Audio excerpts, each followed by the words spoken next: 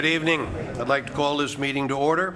Today is Tuesday, December 6, 2011 at 6:30 p.m. We're at the Palm Coast Community Center for the regularly scheduled meeting of the Palm Coast Mayor and City Council. Would you please rise now and join me in a Pledge of Allegiance? I pledge allegiance to the flag of the United States of America and to the republic for which it stands, one nation, under God, indivisible, with liberty and justice for all. Thank you very much. Roll call, please. Mayor Netz? Here. Councilmember Lewis? Here. Councilmember Di Lorenzo? Here. Councilmember McGuire? Here. Councilmember Meeker? Here. Mayor, all members are present. Thank you very much. The first item on our agenda is the approval of the November 15th council business meeting and the minutes of the November 29th council workshop. Are there any additions, corrections? Actually, I have one on page 5 of our agenda where it says that I've received an application for NEFRC, which is Northeast Florida Regional Council. It's actually an application for the Regional Community Institute Leadership Academy. Slight correction. Are there any other additions, corrections? If not, is there a motion to approve the minutes as amended? Move to approve. Second. Moved and second. All in favor signify by saying aye. Aye. Opposed? Motion carries without exception. Next item on our agenda, we have a series of proclamations, and I'd like to lead off. And I wonder if I could ask former council member Brigadier General Halsey Mormon to join me at the podium.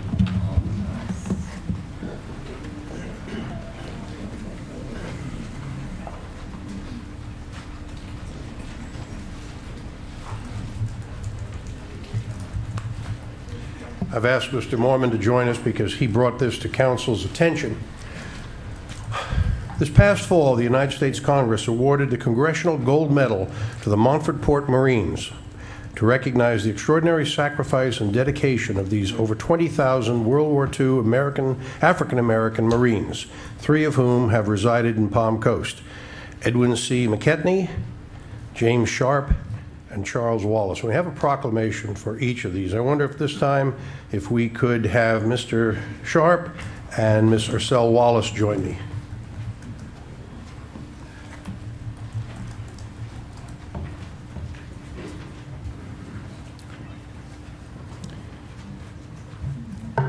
The first proclamation reads as follows. Whereas the 1st Black Marine Unit, known as the Montford Point Marines, trained at Camp Lejeune, North Carolina, and served in the Pacific in World War II with courage and dedication in the face of discrimination and intolerance. And whereas the heroism, commitment, and valor demonstrated by the Montford Point Marines changed the negative attitudes of the military leadership and distinguished their service as courageous and honorable.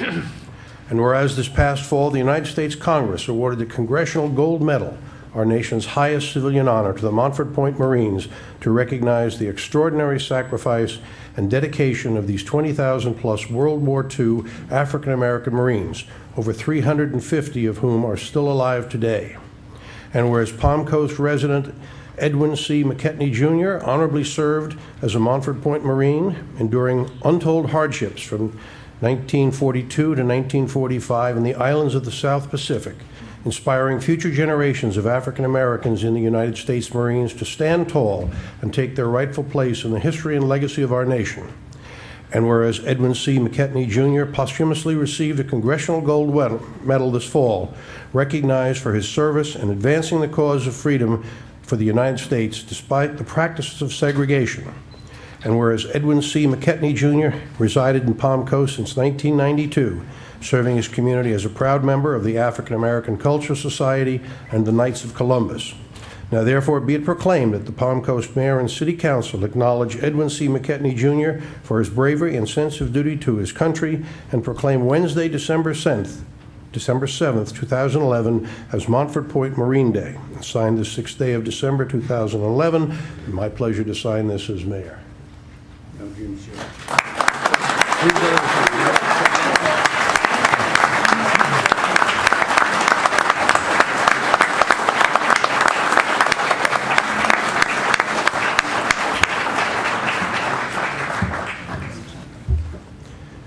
The second proclamation. Whereas the 1st Black Marine Unit, known as the Montford Point Marines, trained at Camp Lejeune, North Carolina, and served in the Pacific in World War II with courage and dedication in the face of discrimination and intolerance. And whereas the heroism, commitment, and valor demonstrated by the Montford Point Marines changed the negative attitudes of the military leadership and distinguished their service as courageous and honorable. And whereas this past fall, the United States Congress awarded the Congressional Gold Medal, our nation's highest civilian honor, to the Montford Point Marines to recognize the extraordinary sacrifice and dedication of these over 20,000 World War II African-American Marines, over 350 of whom are still alive today. And whereas Palm Coast resident James Sharp honorably served as a Montford Point Marine, enduring untold hardships from 1946 and 1947 as a private rifleman, corporal, staff, and gunnery sergeant in Guam and the Saipan Islands, inspiring future generations of African Americans and U.S. Marines to stand tall and take their rightful place in the history and legacy of our nation. And whereas James Sharp proudly accepted the Congressional Gold Medal this fall in our nation's capital, recognized for his service for advancing the cause of freedom for the United States despite the practices of segregation. And whereas James Sharp has resided in Palm Coast since 1988, serving his community as a founder, vice president, and chairman of the board for the African American Cultural Society and as a member of the local Marine Corps League. Now therefore be it proclaimed, the Palm Coast Mayor and City Council acknowledge James Sharp for his bravery and sense of duty to his country and proclaim Wednesday, December 7th, 2011 as the Montford Point Marine Day, signed this 6th day of December 2011. Thank you.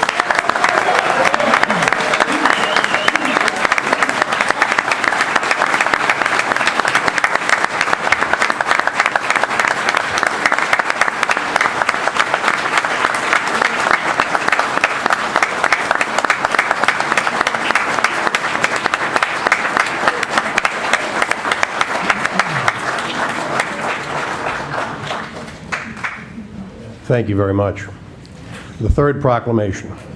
Whereas the 1st Black Marine Unit, known as the Montford Point Marines, trained at Camp Lejeune, North Carolina, and served in the Pacific in World War II with courage and dedication in the face of discrimination and intolerance. And whereas the heroism, commitment, and valor demonstrated by the Montford Point Marines changed the negative attitudes of the military leadership and distinguished their service as courageous and honorable. And whereas this past fall, the United States Congress awarded the Congressional Gold Medal, our nation's highest civilian honor, to the Montford Point Marines to recognize the extraordinary sacrifice and dedication of these over 20,000 World War II African American veterans, over 350 of whom are still alive today. And whereas Palm Coast resident Charles Wallace honorably served as a Montford Point Marine, enduring untold hardships from 1946 to 1947, and again from 1948 to 1950, defending his country in the South Pacific Islands, and inspiring future generations of African Americans in the United States Marines to stand tall and take their rightful place in the history and legacy of our nation. And whereas Charles Wallace posthumously received a Congressional Gold Medal this fall at our United States Capitol, recognized for his service in advancing the cause of freedom for the United States despite the practices of segregation. And whereas Charles Wallace moved to Palm Coast in 2002, serving his community as a proud member of the African American Cultural Society and the local Marine Corps League. Now therefore be it proclaimed, the City of Palm Coast acknowledges Charles Wallace for his bravery and sense of duty to his country and proclaimed December 7th, 2011 as Montford Point Marine Day.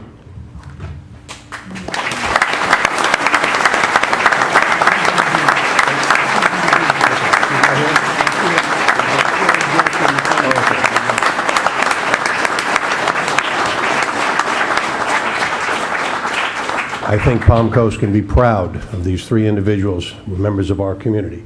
Halsey, do you want to say a few words?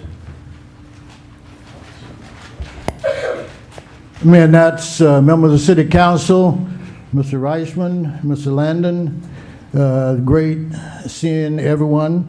And I just want to say that also we need to give Senator Bill Nelson a lot of credit behind this. He's worked diligently to get this through the Senate. They received a letter from the President, they received a letter from the Commandant of the Marine Corps, but we had to have the Senate approve the Congressional Gold Medal.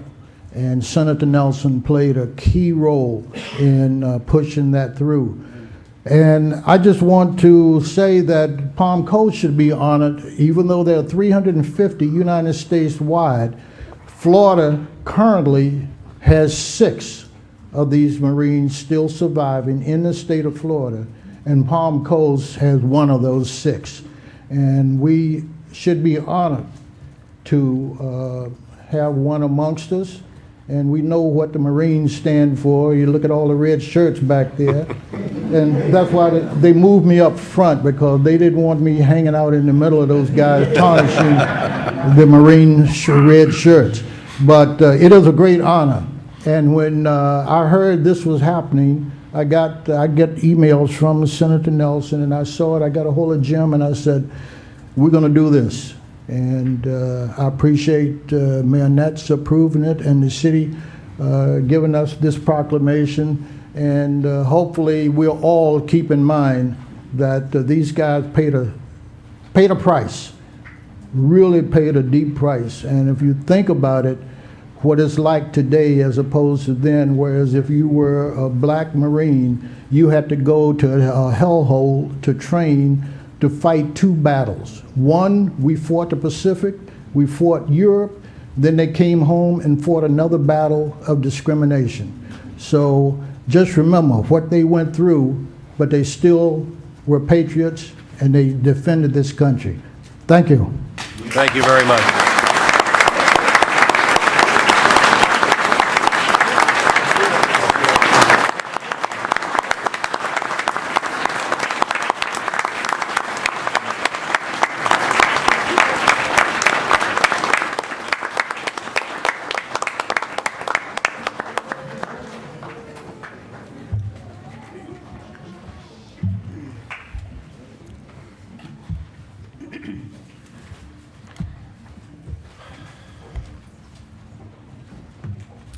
Agenda item number 3, a proclamation recognizing Flagler Prospects 13U squad.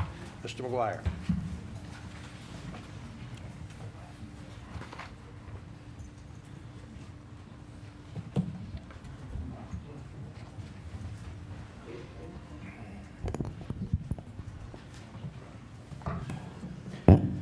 Whereas participating in youth baseball gives young people a strong sense of character, teamwork, and confidence, traits that remain with them all through their lives, and whereas the Flagler Prospects program was formed in 2010 in our city and county to not only develop these productive characteristics in our children, but to also encourage local youths to enjoy organized traveling baseball and to serve as a feeder program to our high schools.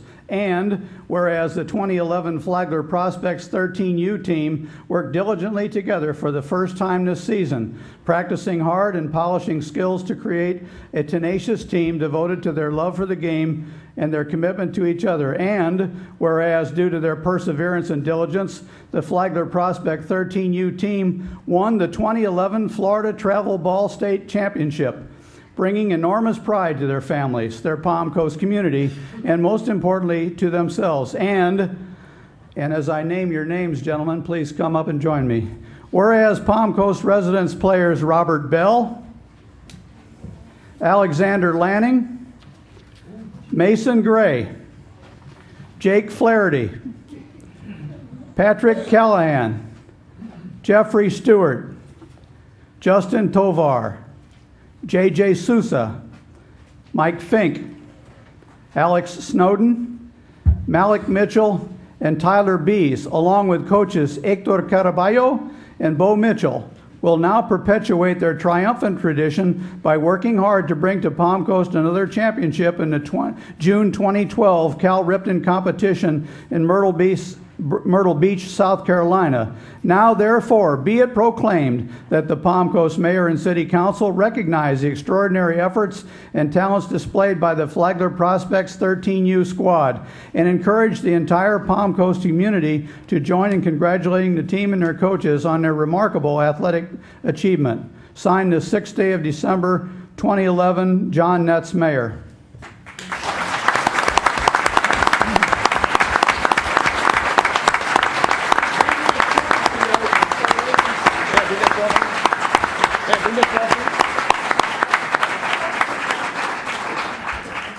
We will now auction off this trophy.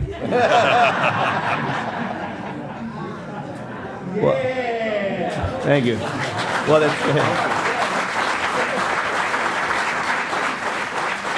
well, you can see the trophy is bigger than the kid. Well, they got a bigger heart. Thank you for everybody to the commissioner to give it a proclamation for the prospect. This organization we have, and we decide to develop KIF in this county, and especially we are from Pan Coast, and finally we have something big for the Pan Coast. And I mean, I am not a great speaker, but I can do my best. I do my, but I can be good in baseball, but I'm better than this. But you know, this championship, he gave it to us to go to the next level. Okay, that's our idea for this kid. Now we're gonna go to North Carolina, Myrtle Beach. Next year, we're gonna go for the national championship, and I know we can do it. All right, thank you very much.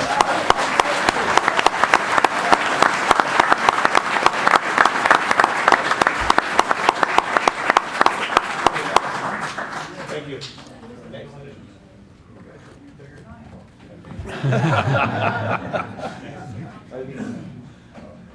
Thank you all.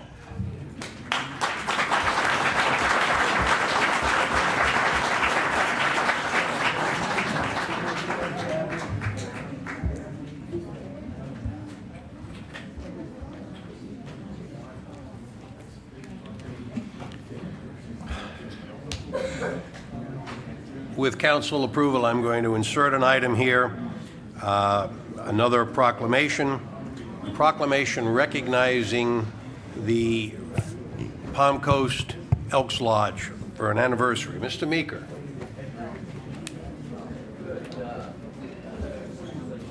Before they all leave, who's the shortstop? Who's center field? Center field. Already gone? And who's batting cleanup? Who's batting cleanup? You're my guy.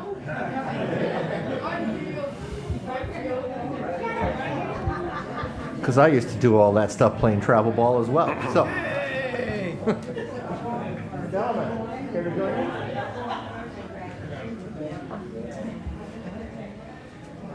For those of you not wearing your holiday colors tonight, shame on you. Good to see you, John.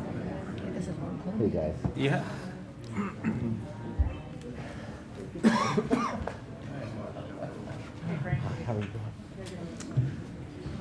Well, this is a proclamation that dates back just a couple of weeks, back to November 19th, and we're just pleased to be able to bring it forward here tonight.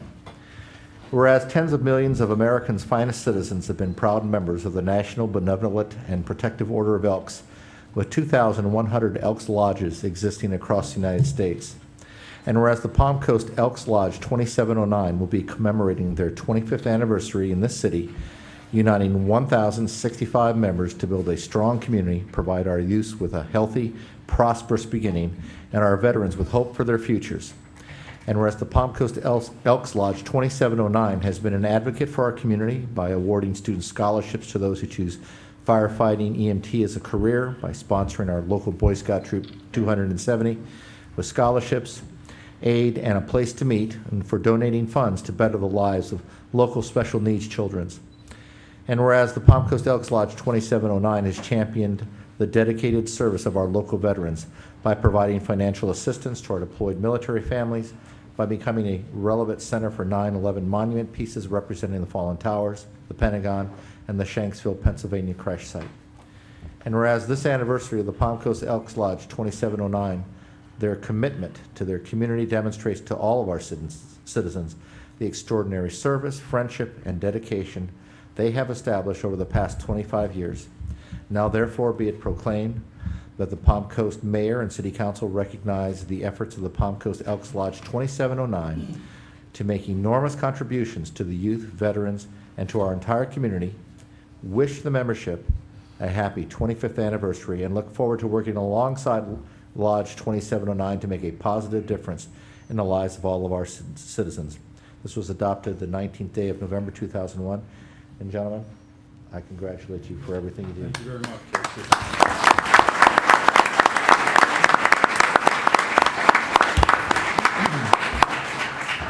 Frank, Mr. Mayor, City Council. As the exalted ruler of Palm Coast Elks Lodge, I humbly accept this for my officers and members, and we will definitely try to succeed, continue to support and,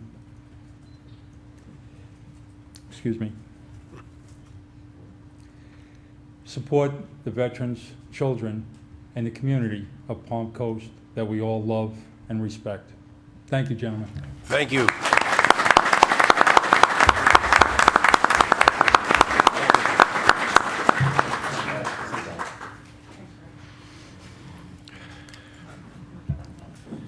Agenda item number 4, a presentation for the Florida Hospital Flagler's Pink Army campaign results. Mr. Landon. Mayor, that one has been delayed. That one is going to be at your next meeting, please. Okay.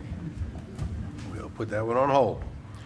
Agenda item number 5, badge pinning ceremony for City of Palm Coast Fire Lieutenants. Chief? Good evening, Mr. Mayor, members of the council. If I might just take a minute and congratulate the Marines here. Coming from a newly formed Marine family myself, hoorah, as they say. Semper Fi. As tradition would have it, 11 years ago, we started a little journey here and became the fire department for the city of Palm Coast, and started a tradition of bringing our newly appointed firefighters before mayor and council and their families, as we believe our families are very important parts of what we do in the community. Promotions are just equally as important.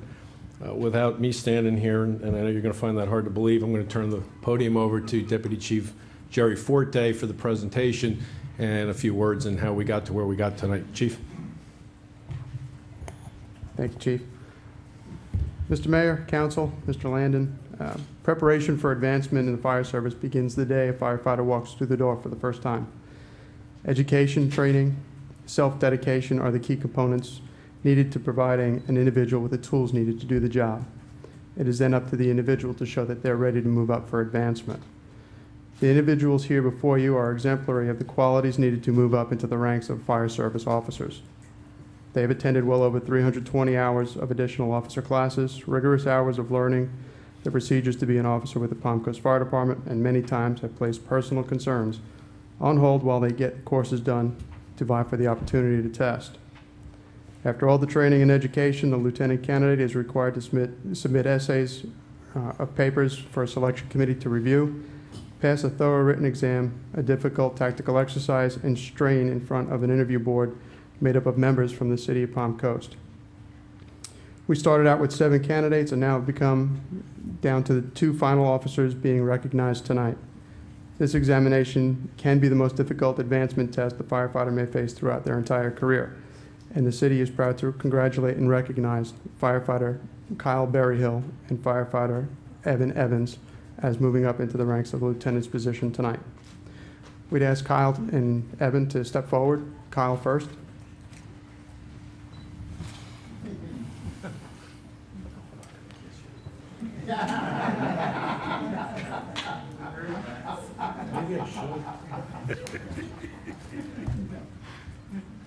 Is it sharp enough, Chief?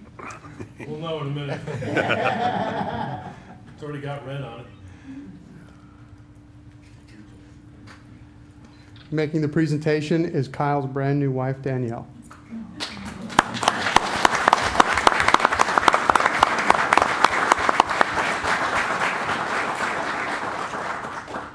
It's gonna hurt.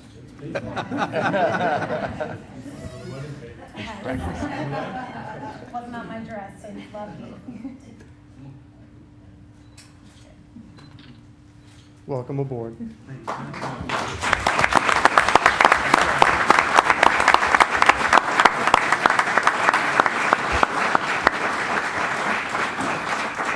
Firefighter Evan Evans, please step forward. Making the presentation to Firefighter Evans is going to be his parents, Mr. and Mrs. Evans. Don't you hurt him. Are you kidding? Not in your life, Rick.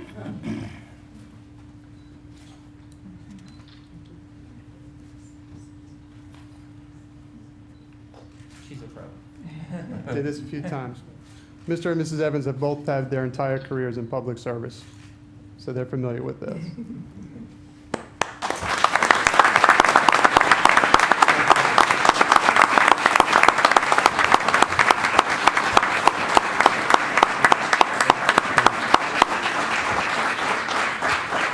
The bugle that's embossed on the officers' badges were early methods of communications with firefighters. They would literally speak through the bugle so the crews can hear their orders and over the noise of the fires. And while the lieutenants have 1 badge, captains have 2, chief officers have 3 to 5. These badges are honorably worn throughout the community. We hope that these officers do wear their badge proudly, as we are expecting great things from them. Thank you.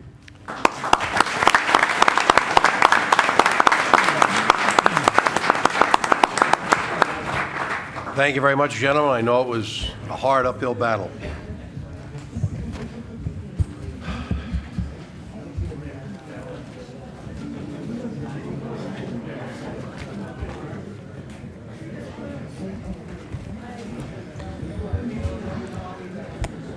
Agenda item number 6, an ordinance amending the Code of Ordinance for the City of Palm Coast relating to green development. Mr. Reichman. Yes, Mr. Mayor. This is legislative action. This is an ordinance of the City of Palm Coast, Florida, amending Chapter 15, Section 32, Definitions, Section 36, Standard, and Section 41, Sunset of the Code of Ordinances of the City of Palm Coast, providing for conflict, severability, codification, and providing for an effective date. Thank you. Mr. Landon. Mayor, City Council, this is actually a continuation of an existing ordinance that is about to sunset. It does have a few minor changes. Denise is going to go over the ordinance and the changes. Denise, take it from here, please. Thank you, Mr. Landon. Good evening, Mr. Mayor, City Council. We'll start with going over how this ordinance situates itself in the city's vision, what has taken place as a result of the ordinance, and also taken guidance from the November 29th workshop. To begin with, the Green Resolution really brought to light a lot of commitments that the city situated itself in with sustainability. First of all, lead by example. This ordinance takes in the framework of being voluntary based to encourage instead of require. Duly, since the adoption of this ordinance, we adopted a new comp plan, 2035 comp plan. And some of those policies that you see on the presentation have always been in the comp plan. Of course, water conservation has always been a critical respect of what we achieve here in the city, but also brought in some new policies within the comp plan. I won't go through all of those, but as you can see, one of those is sustainability through government operations. I'll go into some detail about that. Prosperity 2021, of course, meeting the merits of providing incentives and reflecting our commitment to being a community that values its environmental resources and its commitment to sustainability. So as referenced in the previous slide, our commitment to being sustainable, leading by example, that is an element in the ordinance and will remain as an element in the ordinance. And as part of the adoption of the previous ordinance, we actually accepted points and achieved points towards our Florida Green Building Coalition Green Local Government designation that we achieved February 23rd of last year. Now, the green development really takes in this overall guiding principle, of course, sustaining our own operations, but trying to build a change in the culture towards green development. Green Development Program, again, just an overview, keeping with the same intent of the original ordinance.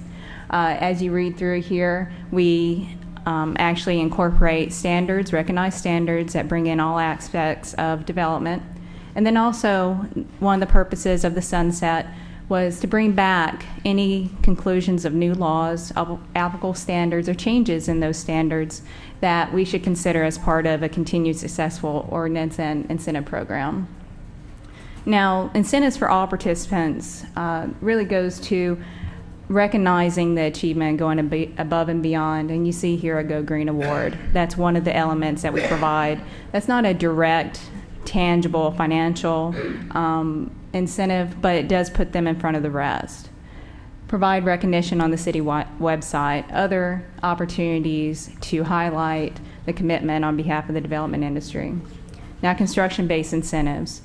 not to go through each one of these bullets, but this is consistent with the previous ordinance with the exception of the January 1st, 2014 sunset date. That is a new change to the previous adopted ordinance. Land development incentives. Sometimes you have a mixture of commercial, residential, even retail, and as previously adopted, this is our goal to provide direct and also some other incentives that may not be readily acknowledged, fast tracking, again, project recognition, special designation, things along those lines. Again, consistent with the previously adopted ordinance. Incentive participation, unfortunately, we have had no direct participation with the incentive ordinance. However, we have had interest. As you can see, staff has consulted with some interested parties that were pursuing that as a possibility of building green. But we also found it as an opportunity to highlight and bring attention to those businesses that do build green and maybe not participate in the program directly. And you can see here Home Care Pharmacy and Hilton Garden Inn both received a Go Green Award from the Beautification Environmental Advisory Board. Of course, we continue to promote the program. We have the city website enhancements. You go to the city website under the building division, you'll see a depiction of a green home and a FAQ question and answer section that provides quick details about the incentive ordinance and what is it expected to achieve. Promoting the program goes beyond than just telling people about it, but setting up the groundwork for future projects. And as you can see here, when a project comes in, we highlight as an informational comment that we do have incentives for building green, but also providing the framework for those long-term projects and having those commitments up front to really bring the merit of building sustainable for the long term. Now, what has happened in the city for green certification? Since adoption, there has been 3 Florida Green Building Coalition certified homes. Leadership in energy and environmental design, none have been built. Florida Yards and Neighborhoods, none have been certified within the city. Florida Water Star. This is a program administered by the St. Johns River Water Management District and currently is not referenced as a standard within the ordinance. However, staff is recommending to incorporate that. At the November 29th workshop, Council received a very detailed presentation from Deidre Irwin, the administrator for that program, that brought to light a lot of not incentives, but real results from participating in this program on the internal part of the structure and the outside part of the structure. And part of that presentation brought Council to some guidance, further guidance for staff.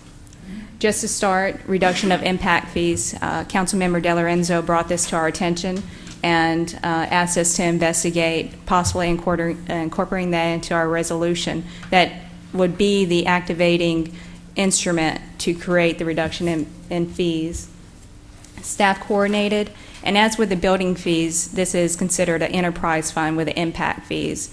And being similar but significantly different, a lot of different perspectives and requirements that go into utilizing impact fees for utilities. Now we find this a perfect opportunity and very timely because previously City Council approved the utility rate schedule assessment for water services. And this really provides the perfect framework for understanding how reduction in impact fees could affect through the Water Star program. Would it be substantial? Would the reduction in impact fees need monitoring?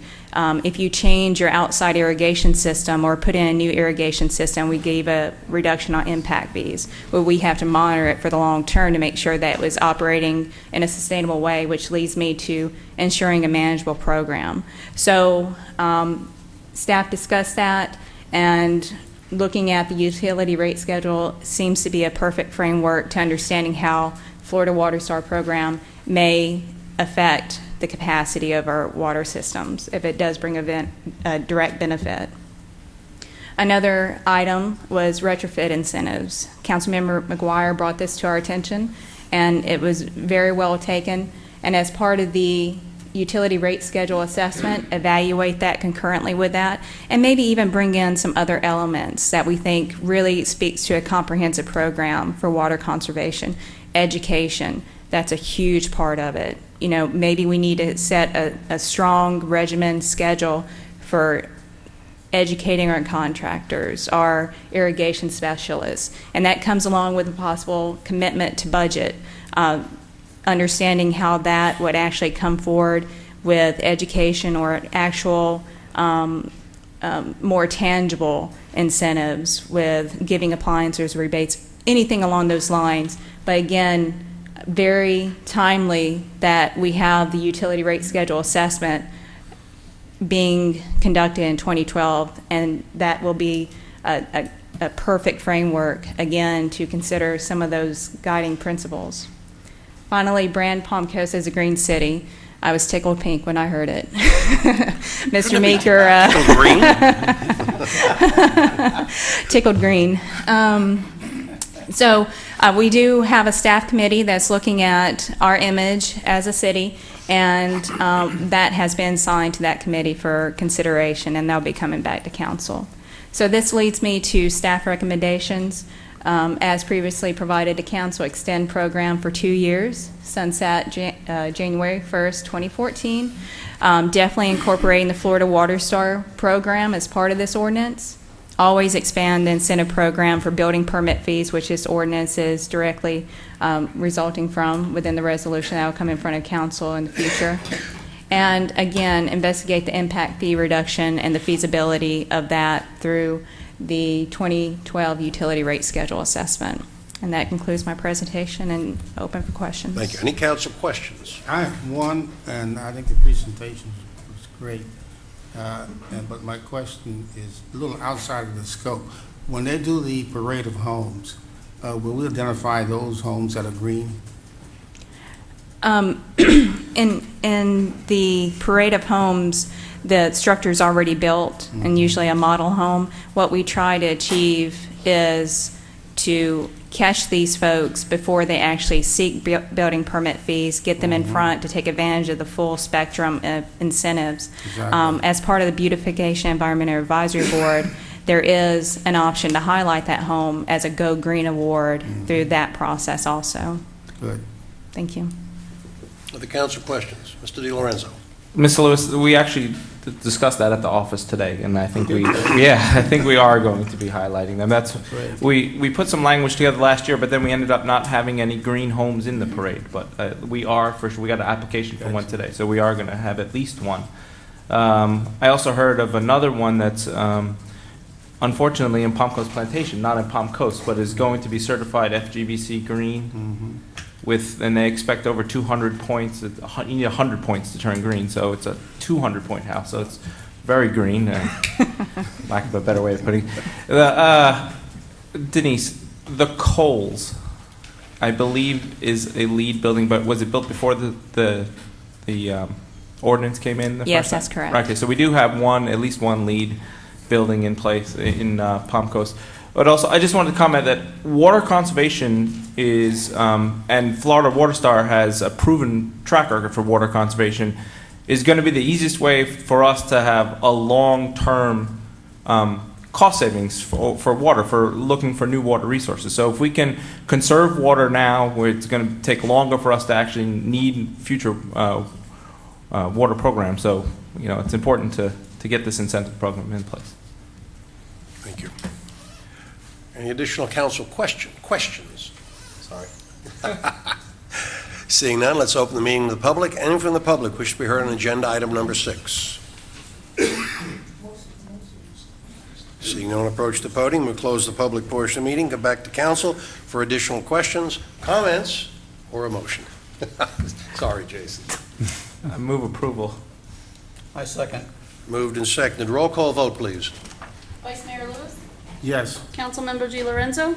Yes. Councilmember McGuire? Yes. Councilmember Meeker? Yes. Mayor Netz? Yes. Mayor, this motion is passed 5-0. Thank you very much. Agenda item number 7, a resolution amending the monthly fire flow fee for customers outside the city limits. Mr. Landon. Mayor, City Council, you may recall that over a month ago, Richard Adams made the presentation about this particular resolution. At that time, we had to provide notice to all of the ratepayers that may be affected by this. That notice has occurred, and so at this point, it's on your agenda for your action. Richard's going to go through that same presentation. Two reasons. One of them is we have new council members since that time, and also so the public has the opportunity to learn more about what the fire flow fee is. Also, the council asked for a briefing about a lawsuit brought about in another county by another city from the city attorney. So after Richard is finished, Mr. Eichmann is prepared to make that briefing as you requested over a month ago. So Richard, if you'll take it from here. Thank you. Good evening.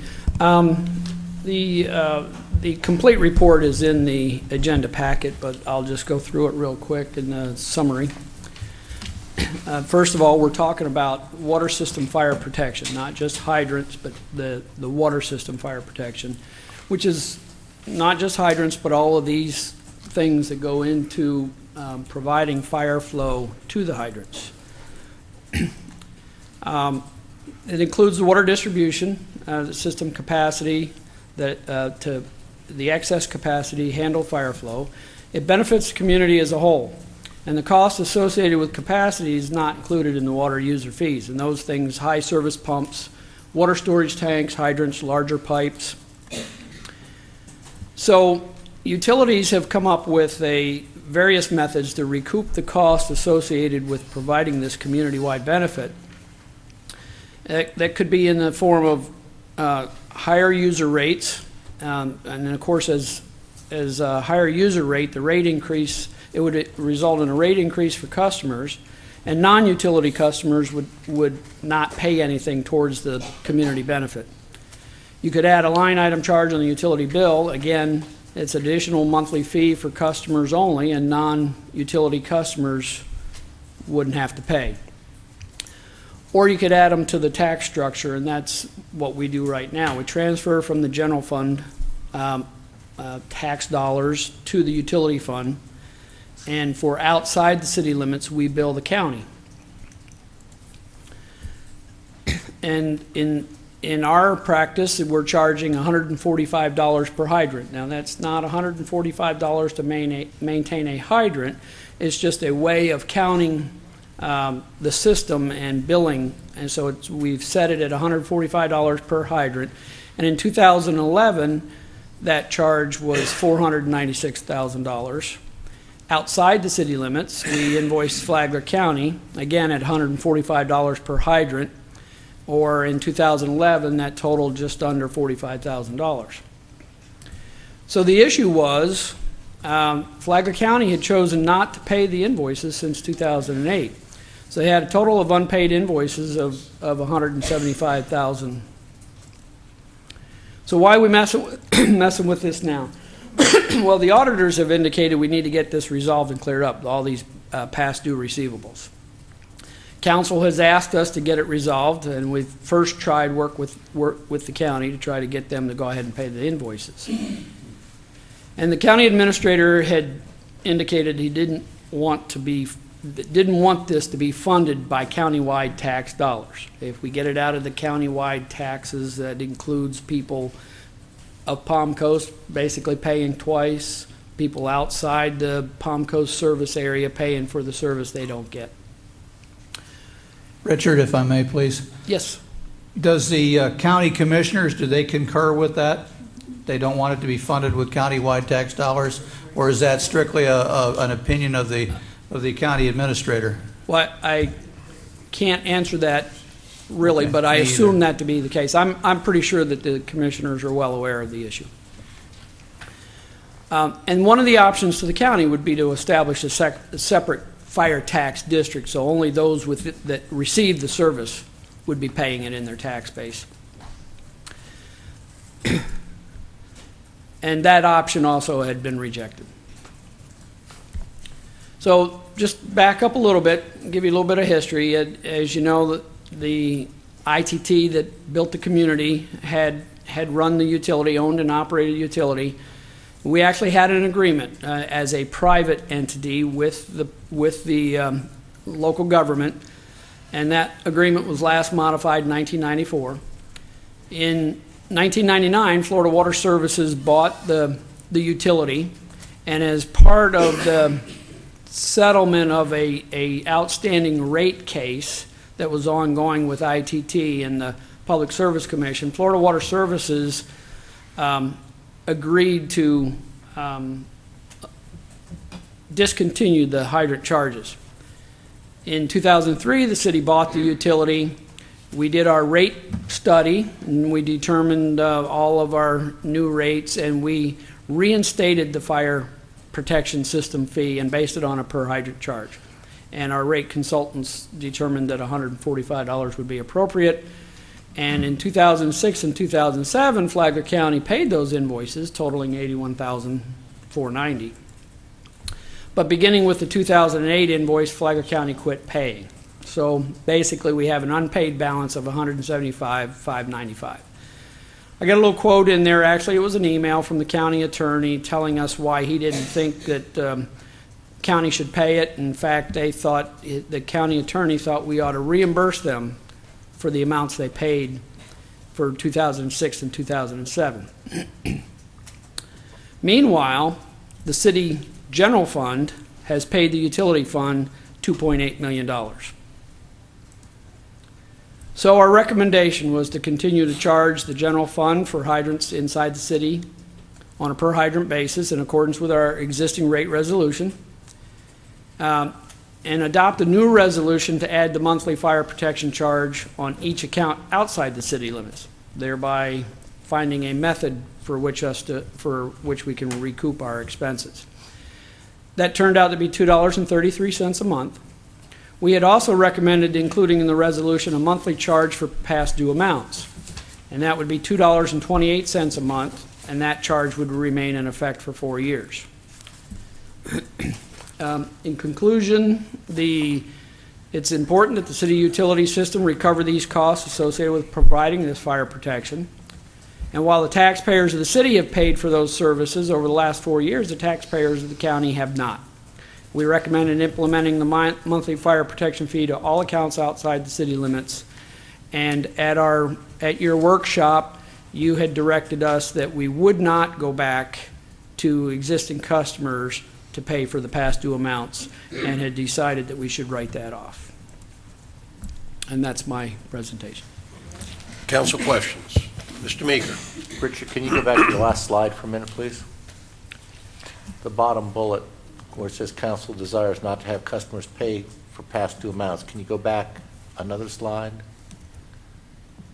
That third bullet there is not the monthly charge for past due amounts of $228 for the next 4 years. Doesn't that accomplish the goal of the last bullet? That's correct, and that was what was recommended to council at the workshop. However, we were directed at the workshop that we would not be going for the past due amounts. And that is not included in this proposed That is not resolution. included in the resolution that's presented to you tonight. Okay.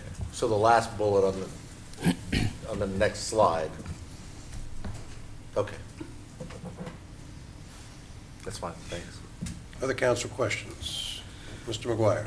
Your Honor, what if they don't pay? Are we going to have a contractual agreement with the county that they agree that this is fair and equitable compensation? The answer to that question is it will be part of each individual customer's water bill. And if you don't pay your water bill, we turn off your water. So this will be part of that system. So any resident who doesn't pay the $2.33, at least that's what it is right now, would be subject to first late charges and then have their water turned off.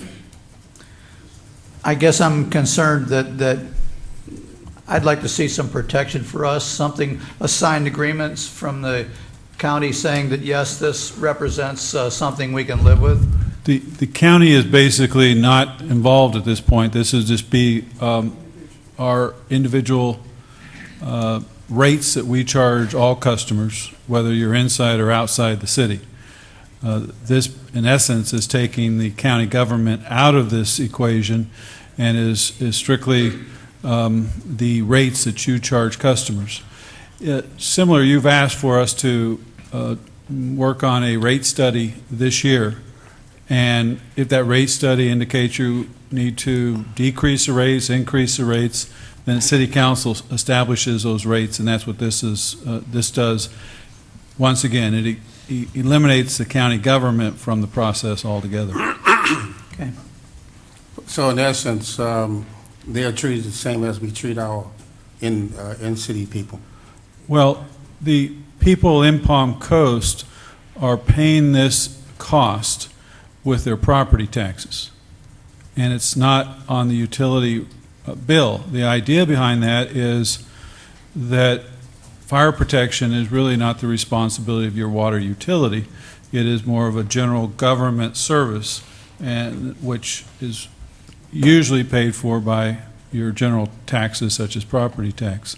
So in Palm Coast, the residents would, and not just the residents, but residents' businesses, all property owners would pay this cost via their property taxes. In the unincorporated area, it would be paid by the utility customers that are not their property taxes. So that is the difference. Mr. Meeker? Makes you kind of wonder how the county would be dealing with it right now had they bought the utility back in, when was that? Well, when they had the opportunity to buy the utility for, what was it, $35 million? I wonder how they would have looked at this issue had they been owned it. Okay. I guess that's not a question, is it, Mr. Mayor? It's a rhetorical question, I think, yeah. Mr. Di Lorenzo. Richard, if I remember the discussion from the workshop, there was some discussion about recalculating annually based on new housing units and new hydrants. That is in this new resolution? That's correct, yes. Okay, thank you. I'm going to follow my own advice and keep this to questions at this point, but I do have a comment that I will make later. Any other council questions? Seeing none, let's open the meeting to the public. Anyone from the public wish to be heard on agenda item number 7? Seeing no one approach the podium, we'll close the public portion of the meeting, come back to council. One of the options that you indicated was a fire tax district. The problem that we face and the problem that our non-Palm Coast residents face is that fire protection benefits everyone in an area. Whether you are a water customer or not, the ability of, in this case, non-Palm Coast, the ability of the Flagler County Fire Department to extinguish a fire, whether it be residential or commercial, protects everybody around there, whether or not they're a water customer or not. It seems to me that a fire tax district would be more equitable, and it's not an uncommon circumstance. If you look at your tax bill right now, you will find an East Flagler County Mosquito Control District. They have partitioned the county. The eastern portion of the county pays a separate tax for mosquito control. The western portion of the county does not. It would seem to me that you could just as easily create a fire tax district that would benefit those persons where we have hydrants out of city and would tax all those people who would achieve benefit from that. But if the county chooses not to do that, as Mr. Landon points out, rate creation and rate setting is the exclusive province of the city. So pending those recalculations and pending the rate study, I think this is the way to go. Council comments, Mr. Lewis. Just to ask a little clarification, are you saying that we cannot move forward on the district assessment? We would not have the authority to create a taxing district out of the city. That would have to be the county. Right. Certainly, if those residents who are the recipients of this tax feel a taxing district would be preferable, their recourse is to go to their county commissioners and make that suggestion. Mr. Meeker. Just a comment, Mr. Mayor, on the rate study. Will we continue to have 3 different rates coming out of that, a bulk, an out-of-city, and an in-city rate? Or will we drop to 2, in-city, out-of-city? Well, the study the plan is to include a bulk rate study, yes. If we could offer some clarification to the people listening, when you pay a residential, or for that matter, a commercial rate, incorporated in your costs are the entire cost of the system, plus meter reading, billing, and so on and so forth. When we run one big pipe out of the city to an out-of-city user and put a single so-called master meter on it, our responsibility ends at that meter. There's no billing, there's no maintenance beyond the meter, so therefore the so-called bulk rate would be somewhat lower than if you had all those other costs that you were paying for. And we currently have only one bulk rate customer, and that is Flagler County. But there is a loss of capacity that is not met on that. Well, they paid their capacity fee for that capacity they use. The bulk water that they're using is affecting my current capacity now, that forces me to go out and seek additional allocations from the Water Management District at some point in time. If we continue to give away water in bulk because we just put a meter out there to everybody outside of the city, at some point in time I'm going to be running out of capacity and have to exceed an increase in my allocation, all right? And I would certainly hope that whoever does our rate study will incorporate that concept into their study. We have heard that message loud and clear, that it's not just current, but you have to make sure that the rates are fair as far as what the actual cost will be in the future as allocations and the cost of receiving allocation continues to go up also. So. And for the benefit of the public, let me see if I can offer some clarification on Mr. Meeker's point, because it's a well-taken point. We do not have an unlimited access to water. As you probably know, the state of Florida contends that every drop of water is owned by the state, and we have to get their permission to use that water. And that permission is granted in the form of what's called a consumptive use permit. As Mr. Adams, I'm sure, can tell us, the city has spent thousands, probably tens of thousands of dollars, hundreds of thousands of dollars over a course of many years in the process of applying for and trying to justify additional consumptive use, additional usage, additional water.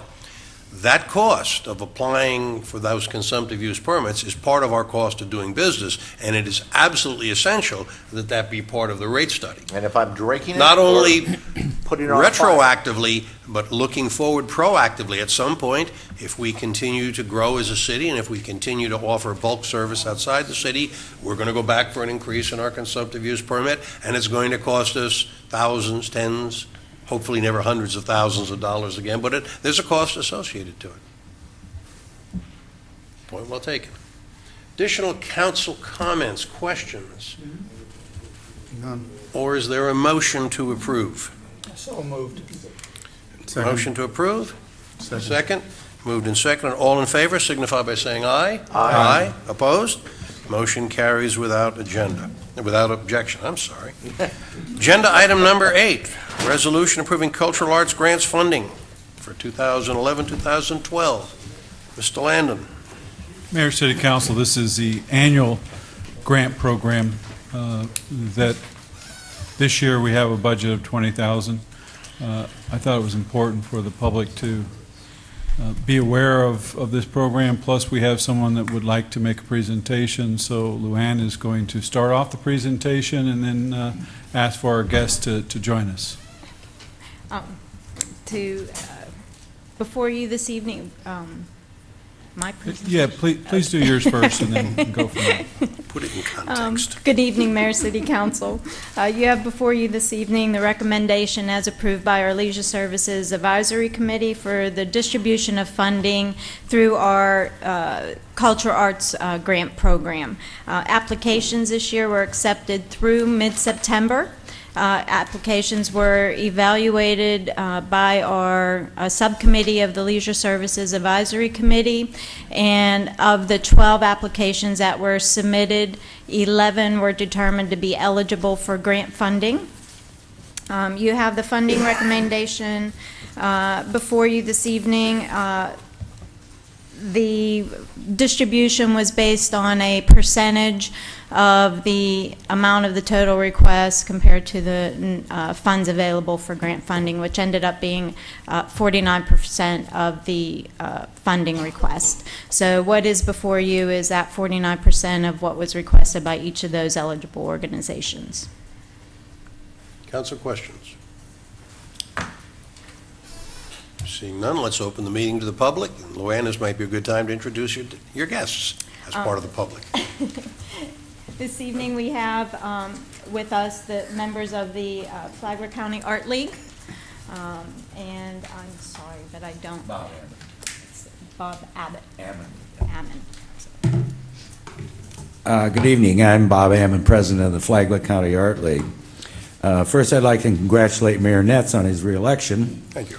And welcome the two new members of council, Bill McGuire and Jason DiLorenzo. Thank you. I hope you'll take the time to get to know the Flagler County Art League. We're celebrating our 33rd year this year in Palm Coast. We have over 350 members, and we have a new art show every month on our second Saturday, and other cultural activities and events throughout the year. In fact, we have a new show opening this Saturday between 6 and 9 p.m.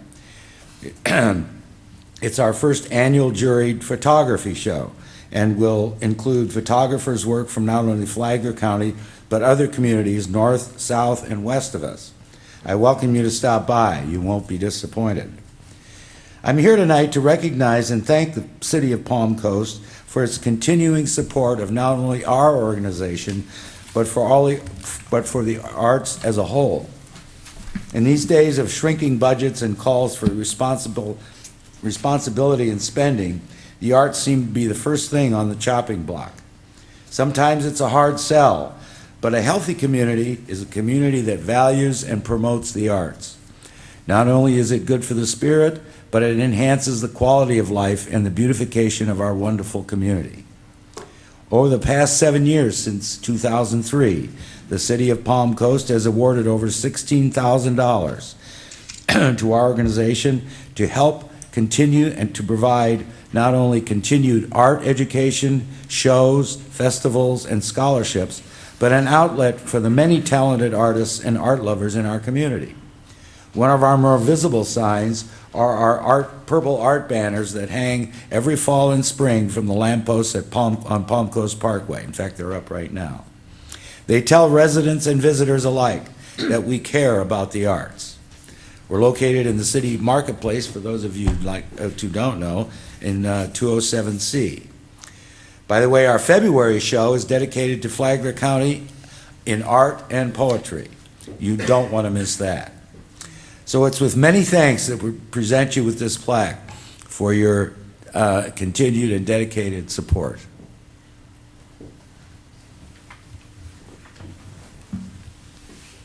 Thank you very much. Thank you.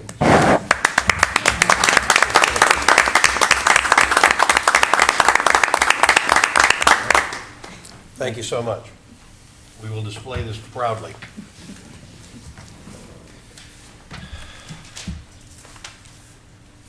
Any additional comments from the public?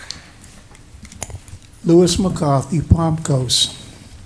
I am a past board member of the African American Cultural Society, and I would like to thank the board for giving and representing the city at our 20-year anniversary, which we recently had. Soon we're going to be giving gifts for kids, which we've been doing for about 14 years, and we'll be having our yearly Kwanzaa ceremonies too. So we're out there, and we're very thankful of whatever we get Thank you.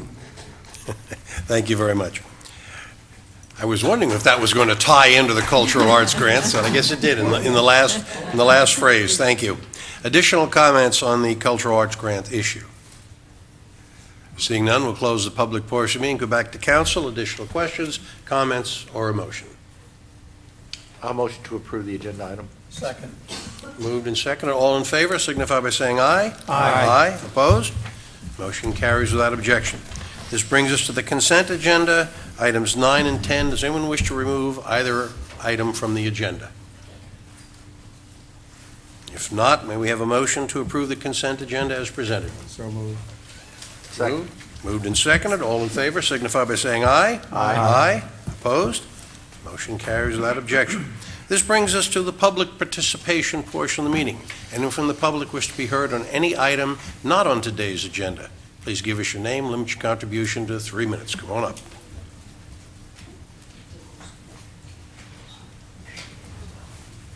Hello. My name is John Vanderhoff. I live in Seminole Woods. I don't know if you know about the accident Wednesday night, last Wednesday, where a woman was killed jogging on, you know about that. Right? She was jogging on Sesame there. Now, you put a park over there, you put a sidewalk in, but we call it the sidewalk to nowheres. All right? My biggest question is, we've had 2 people killed within 3 months on Seminole Woods and Sesame now. We've had 2 people killed.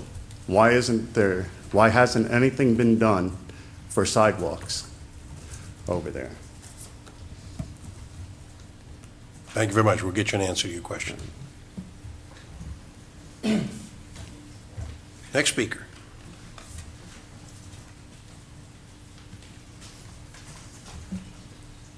Good evening, everyone. I'm Carolyn McLaughlin from Faraday Lane. I wish to address the issue of the pit bulls on Faraday Lane still. On December 1st, 2011, the Circuit Court of the 7th Judicial Court in and for Flagler County addressed the issue of pit bulls and other questionable goings-on at 4B Faraday Lane. For your information, 4B is a 2-bedroom, 1-bath unit. The number of disabled, their words, not mine, individuals occupying this unit is yet to be determined. We learned December 1st that one particular individual, whom you all know of, has no less than 8 caretakers. Not one chose to recognize the activities of this individual who was responsible for the dogs he could not and did not control. To date, there have been no efforts by this individual or his caretakers, whether they live in or otherwise, to apologize nor to offer any restitution for my rabies shots, which costs well over $2,000, nor to Mrs. Castillo for her costs of euthanizing the Yorkie, not to mention the cost of dealing with traumatized victims, such as the 2 little boys and myself. The court subsequently issued an order of no more dogs to be housed at this location. I don't want to say I told you so, but it would behoove all the officials of the city of Palm Coast, code enforcement, and animal control to heed the warnings of the taxpayers and the residents of this street and other areas of Palm Coast. Had this been done as we requested in August after the first pit bull attack, there would not have been the tragedy of November 2nd with 2 little boys and their Yorkie. I would also hope that law enforcement officers would enforce the law when investigating such situations. Hopefully, the turning of a deaf ear, blind eye, and passing the buck to different departments has ended. Thank you. Thank you very much. Next speaker. Next speaker. Seeing no one approach the podium, we'll close the public portion of the meeting. Come back to council. But first, Mr. Landon, the issue of sidewalks on Sesame and in Seminole Woods altogether. Can you give us an update? Yes. First of all, for the last 4 or 5 years, we've had a path, sidewalk, trail master plan, and that master plan does call for sidewalks, or what we would call paths, along Seminole Woods and Sesame. In fact, the goal is to install a path or sidewalk along all our major streets that do not have the driveway connections to them, and Sesame and Seminole Woods are a couple of those. We have made great progress, mainly with grant dollars.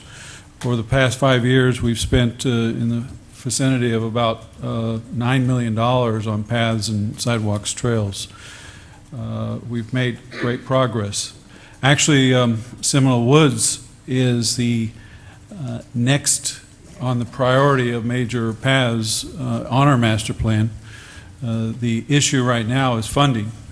The grant dollars that we were getting from the federal dollars through the state have dried up, and although Seminole Woods has been declared as being a eligible project, they no longer have any grant dollars going towards this program.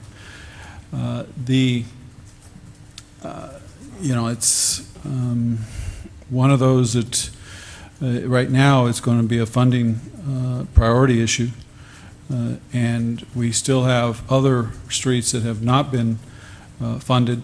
I can tell you that like Belterre is south of State Road 100, from State Road 100 to US 1, is one of those that we do have a contract on and should start anytime soon. So, we do have additional pathways and projects out there that all of these have been requested by different citizens.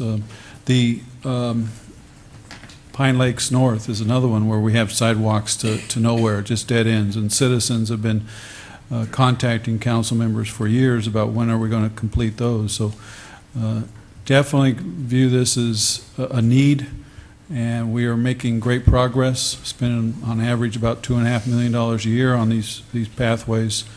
But we have a lot of catching up to do. When Palm Coast was originally designed as a community, it was designed around the car. It really did not have sidewalks or paths.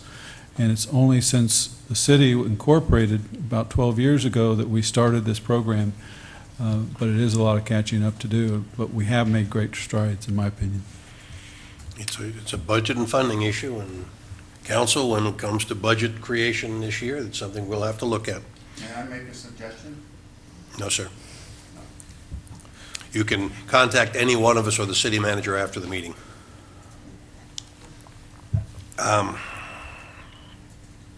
This brings us to discussion by city council of matters not on the agenda. Mr. McGuire, we'll start with you. My only question is, what a sidewalk or a multi-pass youthway, what is our cost per, say, mile, half mile? About how much money are you talking about for a mile of? Because I don't have a clear picture of what it would take to put one in. Well, I just talked to our project manager on just Seminole Woods specifically. For Seminole Woods, all the way from US 1 to State Road 100 would be about $2.5 million. If you just went from State Road 100 to Sesame, and then from Sesame, take that along to the park, not the all around Sesame, but just finishing up to the park, our estimate right now that's very rough is about $1.9 million. That's all I'm asking for, Mr. Lannon, is if a citizen comes up to me and says, what would it take to put a half a mile worth of sidewalks in? I'd like to have some kind of ballpark number I could bounce off them and tell them that who's going to pay for it. Give me a minute and I can get that ballpark number on cost per mile. Realizing that number varies a great deal depending on how many canals we have to cross. Yeah, just looking for a ballpark. Yep, the canals and the bridges really increase the cost. Everyone's a little unique, but I'll get you a ballpark figure before we leave tonight. That's all I have, Your Honor. Thank you. Mr. Lewis? Pass. Mr. DiLorenzo? Mr. Meeker? No, I'm easy tonight. Okay, I imagine Mr. Landon is going to talk about upcoming city events, so I'll pass also. Discussion by city attorney of matters on the not on the agenda. You have a report for us, I believe? Yes, Mr. Mayor. Pull your mic. There you go. Thank you. I will be asking, consistent with Chapter 286, for a continuation of the attorney-client meeting that we had just recently. But before I do that, I did want to make sure that everyone, and I believe all of you received copies of this recent case from the 3rd DCA, but I did want to make sure that we made sure that the public was aware of it. As everyone knows, the City of Palm Coast in 2008 adopted a system of red light cameras to try to successfully reduce accidents at our intersections. And as a result of that, and prior to the enactment of the state legislation, the city was sued. That lawsuit, we are not unique. There have been many cities that have been sued. In fact, most cities that had systems prior to the statewide system were sued in class action lawsuits. One of those was brought down in southeast Florida, and it's the case of Aventura versus Masson, City of Aventura. That case was heard by the trial court, and the trial court ruled against the City of Aventura, and so the city then appealed that to the 3rd District Court of Appeals. And I'm sure all of you are aware, but the District Court of Appeals are the intermediate step towards a final ruling in the state court system in the state of Florida, that being, of course, the Supreme Court of the state of Florida. Our district is the 5th District Court of Appeals, and indeed there is a comparable case that's working its way through the 5th District Court of Appeals out of the city of Orlando. Trying to make a long story short, the good news is that the 3rd District Court of Appeals ruled with and in favor of the City of Aventura, and specifically held that their system that they adopted, like the City of Palm Coast, was constitutional, was not preempted, and it was consistent and in furtherance of their police powers and their home rule powers. So that is very good news for the City of Palm Coast, not just the City of Palm Coast, but all other cities that face this litigation that have been brought in a class action fashion throughout the state of Florida. So I want to make sure that the public is aware of that. There is a certain sense of vindication. Certainly, this will. I would anticipate this will not be the end of it, but at this stage and at this point in time, this does create valuable precedent, not only for the City of Palm Coast and its litigation, but all the other cities and local governments that are facing this type of lawsuit. I think this raises two questions. One, what would be the appellate process from the 3rd District Court of Appeals? Would it be an appeal to the Supreme Court of the state? This was done by a panel, so there may be a request for a rehearing. But yes, Mr. Mayor, you are absolutely correct. The next step, of course, would be by the respondent in this case that did not prevail, and they would seek for this to go to the Supreme Court. Now, another way it could get to the Supreme Court would be if there was a different ruling by the 5th District Court of Appeals. That was going to be my second question. If there's what is the weight of precedence from the 3rd District Court to the 5th District Court? Well, there is One would none. like to think that they're following the same playbook, but Well, notwithstanding your preferences, and we would certainly wish from your lips to the 5th District Court's ears, there is no law of stare decisis or precedent that would require the 5th District Court of Appeals to necessarily follow the rationale or the ruling of the 3rd. However, as I said before, the decision of the 3rd District Court of Appeals does create precedent for all circuit courts, which of course is the court in which our lawsuit is pending, until there is different or all circuit conflicting courts, in the state of Florida. not just in the 3rd Not just in the District. 3rd. Okay. Now, if the 5th DCA were to decide differently and have a different ruling on the issues that the 3rd DCA just ruled on, then there would be what is called a conflict. And most likely the 5th DCA would then certify that conflict to the Supreme Court, which is one of the mechanisms for jurisdiction of the Supreme Court of Florida to hear cases. See, under the Florida Constitution, the Florida Supreme Court can't hear every case, every appeal. It only has limited jurisdiction. One of its areas of limited jurisdiction is conflicts between the district courts of appeal below it. So you're looking at potentially 18 to 24 months. However, the good news is right now we only have one precedent, and it's a good precedent. So that's where we are as we sit here today. And how much was that one ticket worth? And how much are the taxpayers paying to defend themselves? As I'm sure I understand your point, Councilmember Meeker, but of course the plaintiffs in this, especially the plaintiffs' lawyers in this lawsuit, are not suing over one ticket. They're suing over a class of tickets, and their fees are paid from as a percentage of whatever settlement or judgment ultimately would be rendered in the court system. And just as a matter of pragmatism, I would think that law firm would have to weigh carefully its prospective rewards, should it appeal to the Supreme Court, versus expenditure of a lot of time and effort with the possibility of not getting any compensation. Well, I'm assuming that again as a comment as opposed to a question, Mr. Mayor. But I will tell you that since we had a prior discussion about our lawsuit in an attorney-client session, and because there was additional information that was discussed but needed at that time, and pursuant to the Florida statutes 286.011, I am required procedurally to again request a continuation of that. And that is for the purpose of obviously discussing that pending litigation and discussing advice, and I'm requesting advice concerning it. And we would request that this be held at 11:30 next Tuesday, just like we had at the last one. So it would be scheduled during or towards the end of next Tuesday's workshop.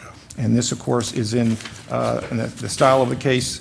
Our case is Mayfield versus City of Palm Coast, and the other defendants are ATS, American Traffic Solutions. And so that is my request, and so we will be scheduling that if that's okay. We will do that. Very good. Anything else from the city attorney? Mr. Mayor? Mr. Meeker. Clearly, the law firm that you were referring to would have looked at it differently if there was a winner-take-all or some way of recouping legal fees for the taxpayers that are expending all this time and effort on these legal challenges. But unfortunately, since there's not, there's very little risk. Well, we shall see. Just one more item, and I think just wanted to follow up on something that we discussed previously at a council meeting or two ago, and that is that your city offices, of course, I think some of you may remember there was a discussion about some of the procedural difficulties that the city of Palm Coast has had with regard to the renewal of its lease, and it's gotten very procedurally involved because of the foreclosure, 2 bankruptcies, and a lot of litigation that indirectly affects the ability of the city to sit down with one entity and negotiate a renewal of the city's lease. And that explains why the elevators didn't work yesterday. And last week and the week before. Anything else from the city attorney? I just push both buttons at the same time and wait. And wait, and if you were there Monday and wait. But I wanted to report to you that, again, progress is being made. Remember, there was discussion of where do we place the rent, and so there was an agreement prepared and executed and approved by the trustee, and the city's rents are being placed, so we won't have to worry about paying twice. I want to make sure that the council is aware of that. The court has ordered, bankruptcy court has ordered a sale for January 6th, and so there's going to be a process soon thereafter where hopefully the city will be able to sit down with one appropriate representative of the building which will have the singular legal authority to negotiate and execute a lease for the city. And that's the end of my report. Thank you very much. Discussion by city manager of matters not on the agenda. First of all, to answer Mr. McGuire's question about cost per mile, if you will, of paths along our streets. We have 2 contracts right now. One is approximately $234,000 a mile, and the other one is about $276,000. The last one has at least 1 bridge, and once again, the more bridges you have, the more it adds to that cost. So, in that range of say $250,000 per mile. I do know that Seminole Woods has 3 or 4 bridges, so that cost is a little higher than the average because of the number of canal crossings. The other thing I would like to touch base is it's that time of year, and we do have a number of holiday events scheduled. First of all, last week we had our first tree lighting ceremony, and I have to say that every time I attend one of these, continue to be very pleased with the continual increase in turnout. We had a great turnout, a lot better than many of us expected. I think it's not just the city efforts, but it's also the fact that we're partnering with other groups, in this case our local Rotary Club, and the right after the lighting of the tree, we had the lighting of the Fantasy of Lights around Central Park, and that's my plug for. You can now enjoy that every evening for the rest of this month, from 6:30 to 9 p.m. and it's well worthwhile taking a little stroll around the park and enjoying the light show.